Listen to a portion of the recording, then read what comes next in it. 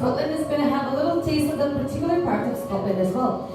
Now, Scotland has 5 key whiskey producing regions in here. So we've got the Lowlands, the Highlands, Speyside, Campbelltown and Islay.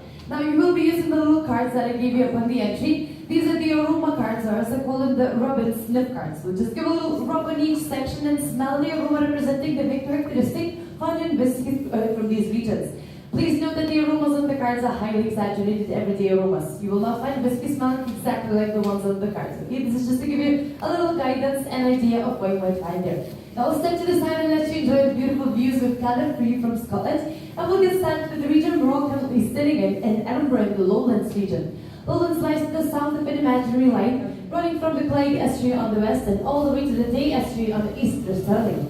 Now Lowlands is not a mountainous area, it's but a hilly area covered in sweeping fields and rich soils, perfect for growing one of the main key ingredients in making Scotch whiskey called barley.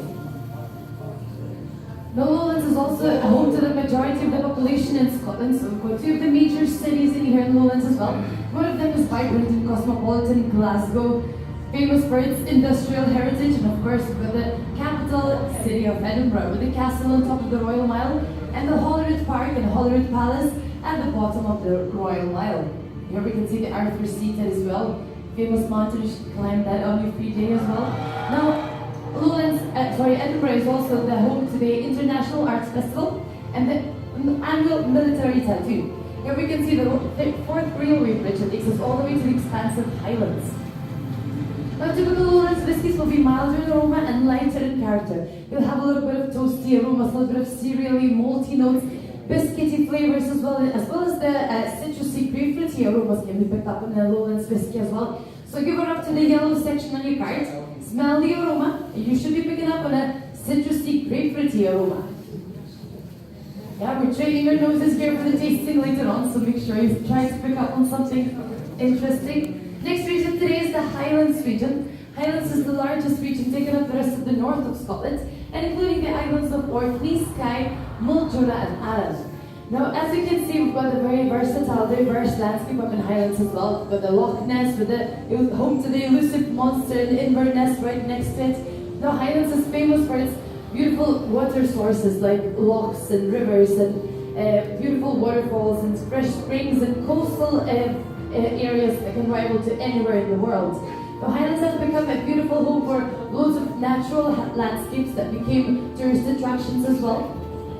Like Glenfin and Viaduct over here, which you probably recognize from Harry Potter movies, and the Illandonan Castle as well, which was hugely photographed and seen in many series and movies. And in summertime, this beautiful flower called heather covers and carpets the Highlands that will later influence the taste and the aroma of the whiskey in a more floral way. So again, a very versatile region, so you'll pick up on honey, maple syrup notes, your nuts, your floral notes like heather. So if you give a little rub to the purple section on your card, you should be picking up on a floral, heathery aroma. Next region today is the Speyside region. Now, Speyside is actually located within the Highlands region of Scotland, just between Inverness and Aberdeen. Now, Speyside, although it is a small region as you can see from the map, it is home to approximately half of the single malt distilleries in the whole of Scotland. Now, Speyside is famous for its key feature, River Spey. Now, River Spey is the fastest flowing river in Scotland, gathering its waters from smelts in the Highlands and fresh springs. It filters through ancient granite, which produces a very low mineral content, very pure water, which is perfect for producing and distilling Scotch whisky.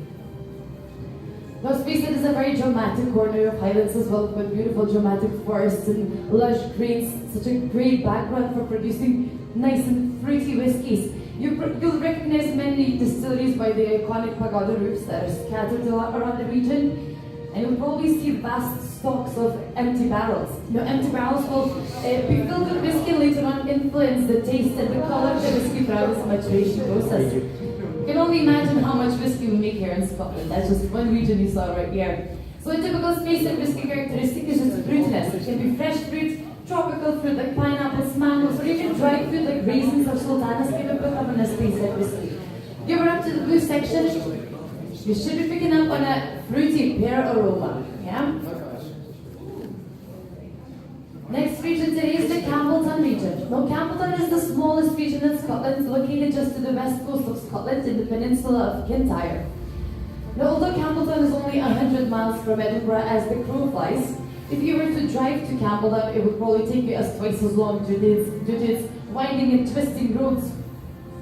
Now, Campbelltown is a beautiful coastal area of Scotland as well, and its microclimate is warmer than the rest of Scotland, thanks to the Gulf Stream that's running just past Campbelltown and kind of bringing in a warm and gentle, milder weather than the rest of Scotland. Now, Campbelltown once used to be a hive of distilling and fishing, with over 30 distilleries operating in there at one point, and loads of fishing boats parked just at the bay over here. But nowadays, Campbelltown is much more modest than it used to be. There's only 3 distilleries working in Campbelltown at the moment, so it's much more humble.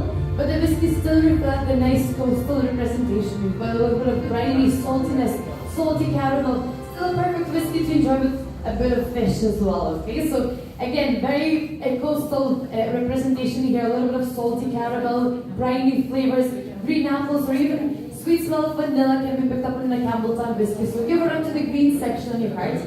And again, sweet smell, vanilla is picked up on here. And the final region today is Islay. Islay is the 5th largest island in Scotland with a population of 3,500. There are a total of 8 distilleries in the island of Islay. Now here, page-ripe malt and sea air combine to make a very smoky, very robust whiskey. Here, maturing casks are set to breathe in the sea air, adding a seaweedy, a salty tang to their contents as well. Now, Islay is another dramatic corner of the world. We've got beautiful beaches and beautiful cliffs in here. Islay, there you can see that beautiful substance called peat. Now, peat is used to smoke dry the barley, as you probably have seen in the barrel right downstairs. And peat gives that lovely smoky, peaty characteristic to the Islay whiskey. Now, Islay is steeped in whiskey, but as well as that, it's rich for its beautiful wildlife, beautiful history, culture, and of course, beautiful beaches with the perfect sunsets. What a perfect place to enjoy a perfect travel.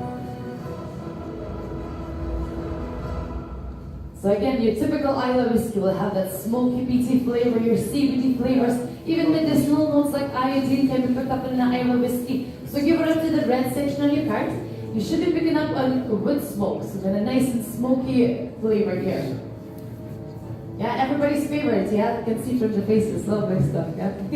So far I've introduced some very distinctive aromas from all these 5 different regions, but there's still yet another option for us to explore. By far the most popular whiskey, still accounting for 90% of the whiskey sales, is the blended whiskey. So if you start gathering all your belongings with you, follow me to the next room. I'll tell you a bit more about the blended whiskey, and we're gonna do a little tasting at the end as well, okay? Right, follow me through, guys.